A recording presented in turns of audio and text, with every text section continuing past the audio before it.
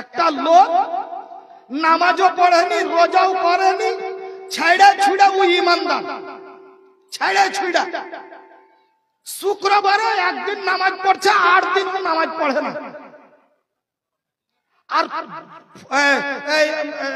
রমজান মাসের রোজাও কি করে করছে, প্রথম দিন কোন রকম করে একটা ধরে দিয়েছে, আর মধ্যখানে ওয়ালা জল লাস্টে একটা ধরে মধ্যখানে সবটি রমজানকে চেপে ধরে নিল। এরকম ইমানদার আছে না নাই? আছে। আচ্ছা, এই ইমানদার যদি বাই চান্স খোদার খাস্তা ও যদি মরে যায়, ওর হিসাব কি হবে কহেন তো? ওর হিসাব তো আল্লাহর রাসূল বলছেন ওইরকম ইমানদারের লাগা বহিরা ফেরেশতা আর কানা ফেরেশতা আল্লাহ সেট করে রেখেছে। না ঝুট্টা কথা কইনো? বহিরা ফেরেশতা আর কানা ফেরেশতা এবাকার আছে।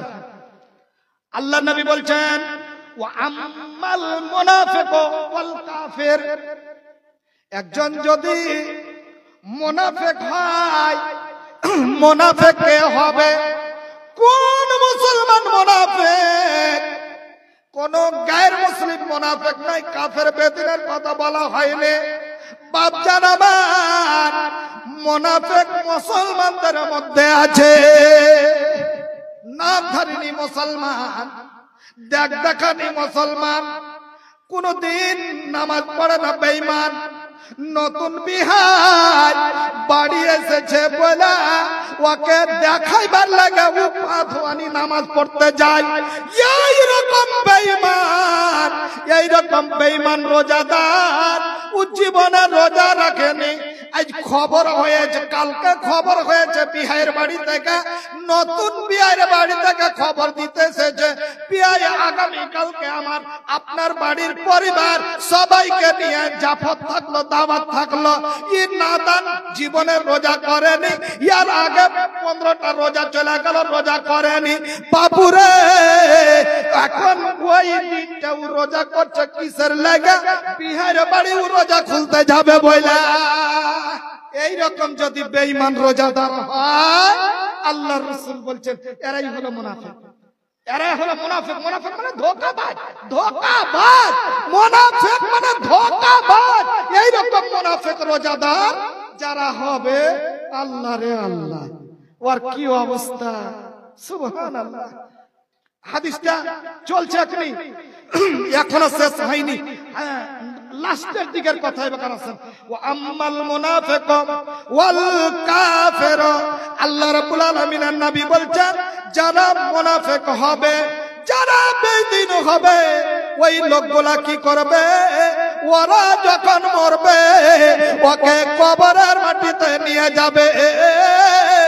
যখনই ওয়াতাওয়াল্লা আনহু আসহাবুহু, ওর আত্মীয় স্বজন সবাই যখন ওকে মাটি দিয়ে বেরিয়ে চলে আসবে, ওই লোকটা এত চিৎকার করবে, এত কাঁদবে, হাই আমাকে কোথায় রেখে গেলে রে, কোথায় রেখে আমাকে চলে গেলে, এ আমার ভাইজানেরা কোথায় রেখে চলে গেলে, পাগল করে করে চিৎকার করবে লোকটা।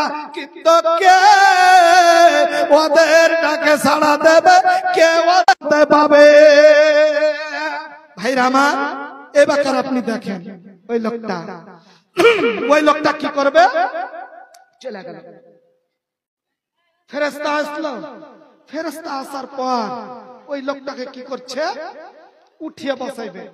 উঠিয়ে বসার পরে ওইটাই কথা, মা কুনতা তাকুল ফি হাযার রাজুল, এ আল্লাহর বান্দা বলো তো, তুমি কি নবী মুহাম্মাদের ব্যাপারে কিছু জানো বলো তো? তখন ওই লোকটা বলবে হা হা লা আদরি, আমি কিছুই জানি না।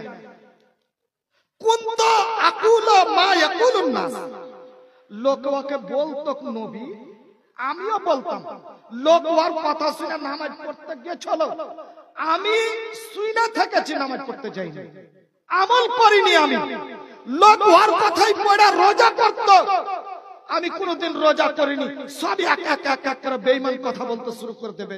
বন্ধুরে আমার, আল্লাহ রাব্বুল আলামিনের নবী বলছেন যেমনই ওই লোকটা ওই কথা বলবে,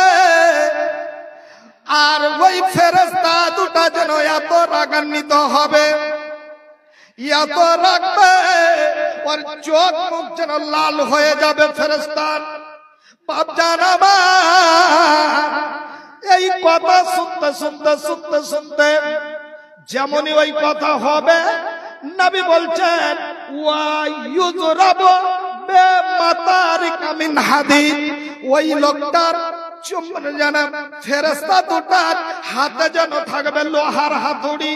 ওয়া ইউযরাবু, তাকে মারবে বেমাতারিকা মিন হাদিদ, লোহার হাতুড়ি দিয়া।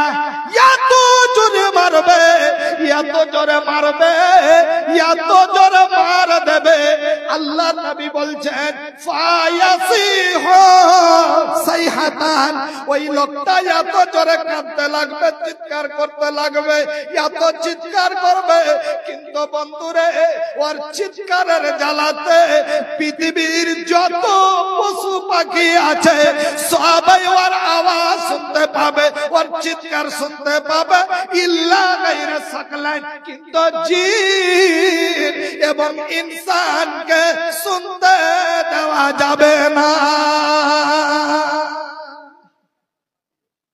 জিন এবং ইনসানকে শুনতে দেওয়া যাবে না। বাপজান, আপনাদের কাছে আর আমি বেশিক্ষণ থাকবো না, কারণ আমার ভাইজান আছেন আর মাওলানা সিরাজুল ইসলাম আছেন।